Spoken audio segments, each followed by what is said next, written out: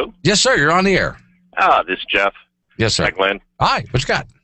Thanks for the plug earlier, by the way. Oh, you got it. Yeah. No problem at all. I really do enjoy I don't get a chance to read all of your articles. By the way, this is Jeff, the gentleman I was telling you about who's in the Campbell County Observer, who writes these great historical articles about this part of the continent.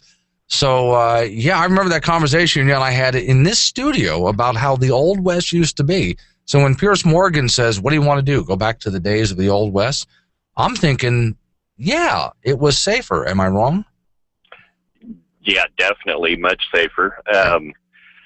While you and Tim were talking about the school kids going to school, though, I was getting this mental image of Laura Ingalls Wilder and her sisters walking down the road to school with a couple of six guns and a bandolier. Yeah.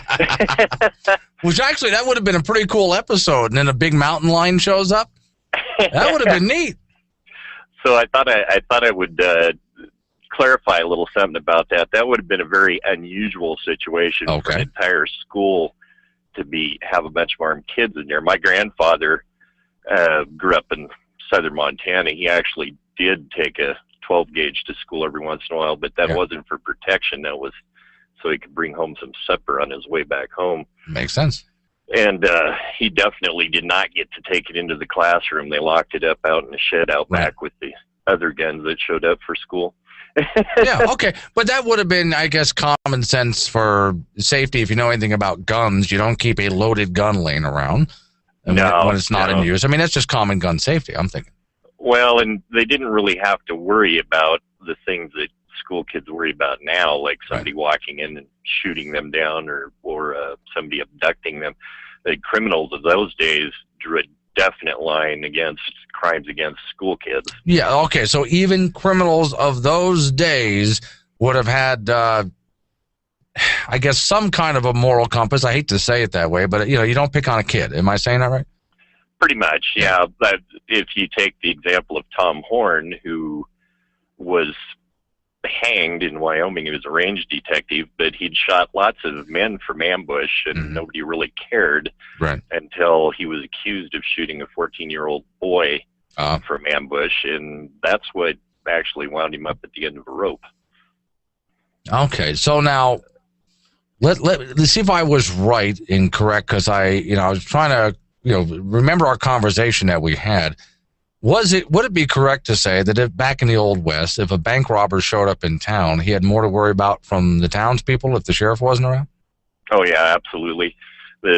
One of the first things that would have happened is whoever owned the hardware store, if they didn't have enough guns, he probably would have just started issuing them out. Yeah. That happened to the Dalton gang in Coffeyville, Kansas, when they tried to rob two banks simultaneously. By the time they got out the doors, the entire town was armed and waiting for them when they came out of the doors. I seem to remember, in fact, I quoted that when we had our little Agenda 21 meeting over at the library. I said, I forget what movie this comes from, but I remember watching a movie where a couple of banks were being robbed, and the end result was you see this guy laying in the middle of the street looking up, and he's surrounded by a bunch of people with all sorts of different kinds of guns, mostly shotguns, and they just filled him full of holes. Oh, yeah. Yeah, that was the Dalton gang, actually. Yeah. It also happened to the James Younger gang in Minnesota, I believe it was, when they tried to rob two banks simultaneously. The shootout pretty much involved most of the town before they got out of town. Okay. So for those just joining me, the gentleman you're listening to does an article in the back of the Campbell County Observer every single week dealing with the history of, I'm not going to say just Wyoming. Are you dealing with the history of the West as well? I focus on Powder River country, which historically is from the Yellowstone River down to the North Platte, from the Black Hills to the Bighorns. But I get a lot of broader regional into there too.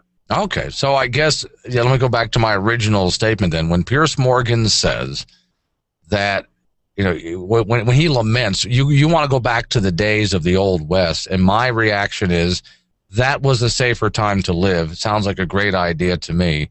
So I guess I'm not too far off base. I'm not as crazy as I think I am. No, absolutely. Yeah. And it wasn't the fact that everybody had a firearm.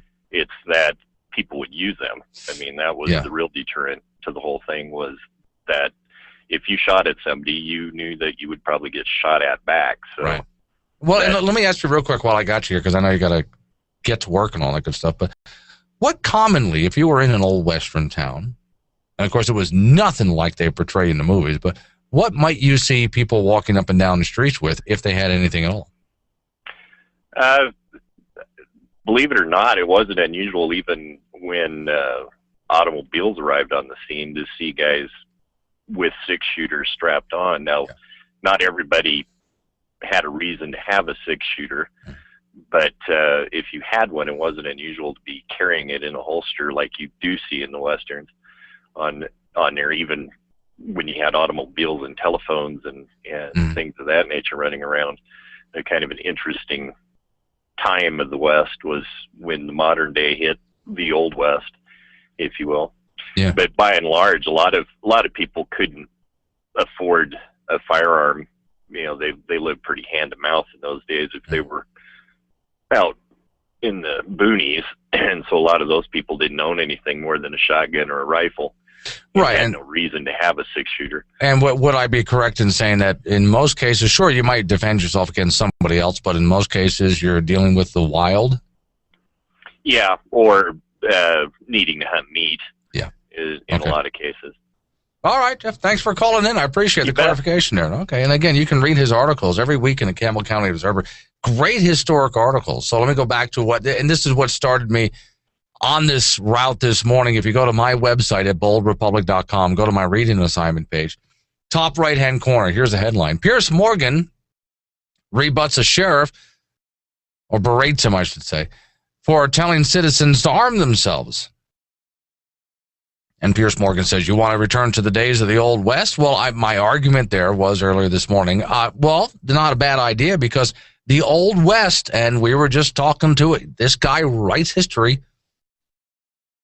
We've got to come out with a book of your stuff, Jeff. We got to do that. In Campbell County Observer, you can read it every single week. Apparently, the Old West was nothing like you see in Hollywood movies, Pierce.